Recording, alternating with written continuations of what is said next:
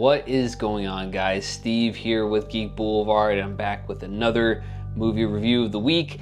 I have seen Smile 2, and I'm ready to give you my full and final thoughts on this very anticipated sequel. Smile 2 has Parker Finn returning behind the camera to direct. It is rated R with a runtime of 2 hours and 12 minutes. About to embark on a new world tour, global pop sensation Sky Riley begins to experience increasingly terrifying and inexplicable events. Overwhelmed by the escalating horrors and pressures of fame, she must face her dark past to regain control of her life before it spirals out of control. Now, I'm going to be delving into spoilers later in the video. More specifically, I'm going to be talking about the ending, but I've included timestamps down in the description below so that you can skip the spoiler section entirely and go right to my overall score of the film. And I, of course, will give you a warning before going into said spoilers. But without further ado, let's get into my review. First and foremost, Naomi Scott did her fucking homework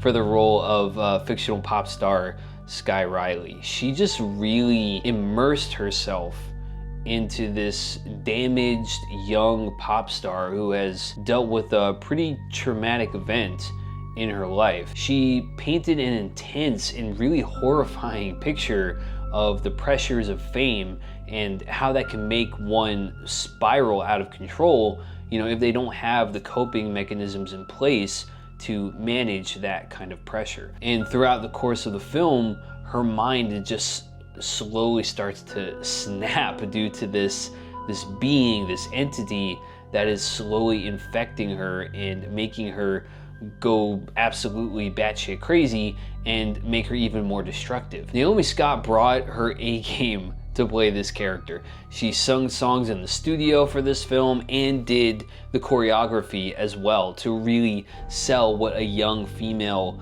pop star looks like in the industry today. I was just blown away by her performance. I also think that the film's pacing is something to be commended as well. I didn't really feel like it was too long despite it being over 2 hours. So when I looked at the runtime before going into the theater, that was my main concern. I'm like, oh, this is gonna be a really disjointed tone. Usually horror movies, really good horror movies, don't go any longer than about an hour and 40 minutes. 90 minutes I think is like a solid runtime for a horror film. I didn't feel that here. I didn't feel like it was wasted time at all. I was happy with the pacing. I also think that the sequel has really effective scares, despite, you know, what I said in my TikTok about the jump scares in general. I'm gonna retract that statement here, I think. When I thought about it and I let it kind of, you know, marinate a little bit, I think that the scares are justified. They signify the continuing psychotic breakdown that Sky, you know, starts having once she gets infected by this entity. And those scares are startling. And I guess, you know, we were meant to feel that uneasiness, to be on edge with Sky as she's going through all this. So, you know, those transitions into those scary moments, they were very seamless. When the jump scares did happen, they got me. As I said in my TikTok, I have not seen the first Smile movie, so I went into the theater with, you know, pretty low expectations. I didn't really expect the film to be as good as it ended up being for me. The first movie, you know, when I saw the trailers for it, it just didn't seem interesting to me. It seemed really generic, so I just like, I think I'm gonna skip this one. But something about this sequel, I don't know, it just drew me to the theater. I'm like,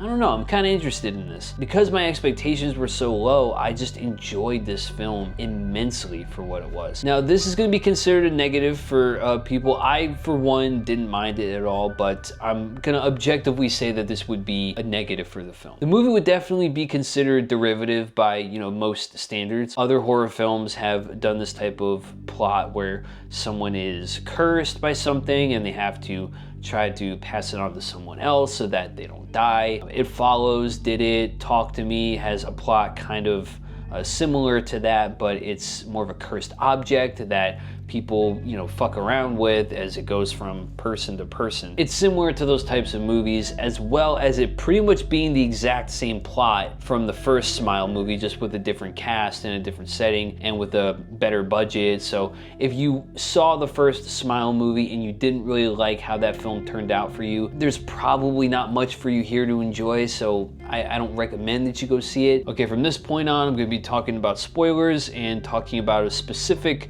flashback scene that happens that is very important about Sky's backstory, as well as the ending. So again, if you do not want these plot points ruined for you, I highly suggest and I recommend that you skip to my final score and thoughts section of this review. It's revealed in the film that Sky has some surgery scars on her stomach and her lower back from a car accident that she was involved in that also took the life of her actor boyfriend, who was played by none other than Jack Nicholson's son, Ray Nicholson. And I don't know about you guys, I see the resemblance. Sky is arguing with Ray's character Paul in the car and proceeds to have a breakdown. He's calling her a bitch and she's yelling at him. She starts grabbing the wheel and he's losing control of the vehicle, and she causes the car to careen off a cliff, which ends up killing Paul and severely injuring Sky. And she realizes that she is responsible for his death and now must carry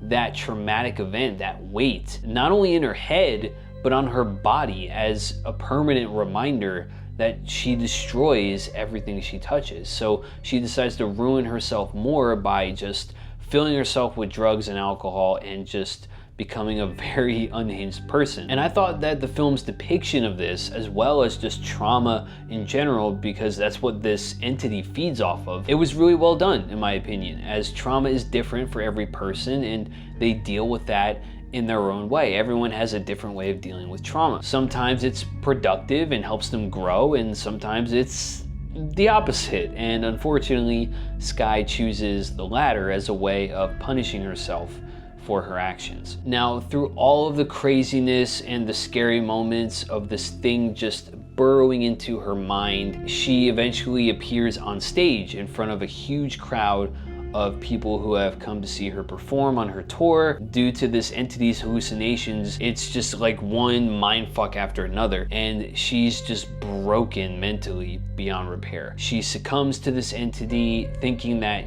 she's beaten it at first, but of course, being the deceitful demon that it is, it doesn't go down so easily. Sky sees herself on stage. She sees her evil version of herself that this thing has taken the form of, and it proceeds to open her costume and rip open the scar in her stomach, revealing the actual entity that has been, tormenting her for as long as it has. And it's a much bigger version of this entity. I don't know if it's because of the souls that it's been taken that maybe it becomes more powerful as it takes each soul, but it's a much more elongated body. The head is bigger, the arms are longer, and this thing obviously proceeds to burrow its way into her, and you actually see her mouth being torn apart, where you kind of saw it a little bit in the first film, but you see it on full display in this one, and it's it's pretty gnarly. She is fully possessed now. She takes her microphone and proceeds to give that hideous smile, and then she starts stabbing herself in the eye with her microphone. We don't see the action itself happening, we only hear it, but we see the crowd's reaction, and they can't believe what they're seeing. They're screaming, and I'm sure a lot of fans that are streaming the event are just in shock by what's happening. Now, what really intrigues me is that this entity usually latches onto its next victim by forcing the victim to watch the person that it's already infected kill themselves in front of them. And that's usually how it goes from person to person. That's how the curse works. But since everyone saw Sky kill herself, including the possible millions that were streaming this, are they going to be infected now? So is this thing going to possess them all at the same time? Could this thing be capable of doing that? Could it wipe out a majority of the population because of this curse? There's no clear answer for that. And I actually liked that the film doesn't really give you that answer, as it shouldn't. It wants you to come back for a third film. And I also really appreciate that we still don't know that much about this entity. There's We know, in fact, we know even less about it than we did from the first film. It's cool that there's still an air of mystery with this being, this creature, whatever it is. It was a ballsy move on Parker Finn's part, who also wrote the script. He's doing double duty here, and I think he really brought the franchise into a creative direction that has a lot of potential. There's a lot of different avenues that this can go down. So I'm excited for the potential that can come of this. In conclusion, I'm giving Smile 2 a score of 4 out of 5. I think returning director and writer Parker Finn really amps up the scares and tension in this sequel, with leading lady Naomi Scott absolutely crushing it as a slowly unraveling world-renowned pop star in Sky Riley. The film is well paced for an over 2-hour horror movie, and the ending leaves the door open for some exciting creative opportunities. However, most people will probably consider this to feel kind of derivative of other horror films, especially of the first film that it continues on from. But what did you guys think of Smile 2? Have you checked it out yet? Did you like it better than the first one? Are you not really a Smile fan? Let me know all your thoughts down in the comments below, and don't forget that if you enjoyed this review, to smash the like button, sub to Geek Boulevard, and tick the bell so you can always be notified when my next film review or trailer reaction drops on the channel. Thank you for watching, guys, and until next time, remember to keep it classy and keep it geeky. I need to stop it, but I don't know how.